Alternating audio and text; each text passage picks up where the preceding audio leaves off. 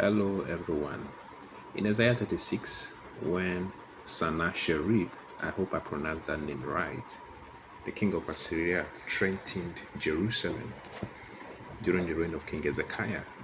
The Bible tells us that in the 14th year of Hezekiah's reign, the king of Assyria came against the fortified cities of Judah and captured many of them. Naturally, this created fear and uncertainty because Assyria was one of the most powerful empires of that time. Okay, Sennacherib sent his chief representative, Rabshakeh. Oh Lord, help me. Did I pronounce this name right? Please forgive me. So, the king sent his chief representative to confront Jerusalem and deliver a message meant to intimidate the people. He said, in verses 4 of Isaiah 36, thus says the great king, the king of Assyria, what confidence is this in which you trust? In other words, he was asking, what is it that gives you the confidence to resist us? Now, Rabbi Shakeh assumed that Judah must be trusting in some earthly alliance, perhaps Egypt. In fact, he mocked the idea of relying on Egypt, describing it as leaning on a broken reed that would pierce the hand of anyone who tried to depend on it. He even went further to mock their trust in the Lord, trying to discourage the people and weaken their confidence in God. The Assyrians attempted to plant doubt in the hearts of the people. They wanted the people of Jerusalem to lose confidence in Hezekiah and ultimately lose confidence in God. But what is remarkable in this account is that Hezekiah did not give in to fear or intimidation.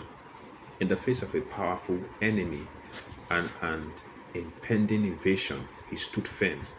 He did not surrender to the threats and he did not place his trust in political alliances or human strength.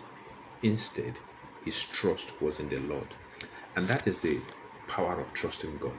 When your trust is in God, you remain steady, even when circumstances seem overwhelming, even when situations try to pressure you into compromise or cause you to give up, you remain firm and confident because your hope is not in human strength, but in the Lord.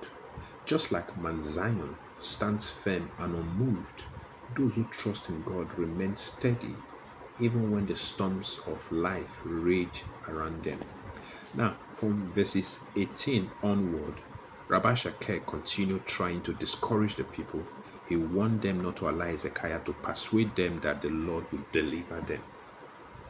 Then he made an argument based on what Assyria had already done to other nations. Assyria had conquered many lands, and those nations all had their own gods. Okay, so the representative of the king of Assyria began mentioning them one after the other. His point was simple: none of those gods had been able to deliver their people from the hand of the king of Assyria. So his conclusion was this: if none of those gods could save their nation, what makes you think that the Lord will be able to save Jerusalem? But what the representative of the king of Assyria failed to understand was that the gods of those other nations were not real gods. They were idols made by human hands. The God whom Hezekiah trusted was not an idol. He was the living God, the creator of heaven and earth. And this is something we also encounter in life. Sometimes we face situations where the enemy tries to intimidate us by pointing to others who went through the same trial and did not survive it.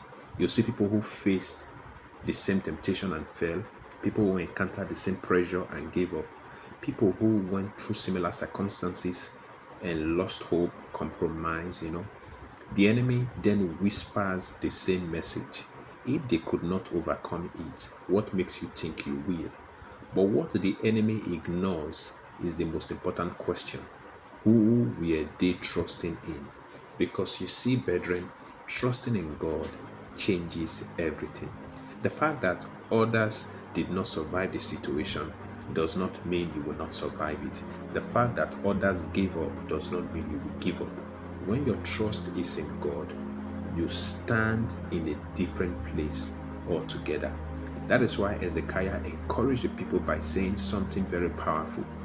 With him is an arm of flesh, but with us is the Lord our God to help us and to fight our battles. In 2 Chronicles 32 verse 8. In other words, Assyria had human strength, military power, and earthly authority, but Judah had something greater, the presence of the living God. And when your confidence is in God, you can remain firm even when everything around you seems overwhelming. God bless you.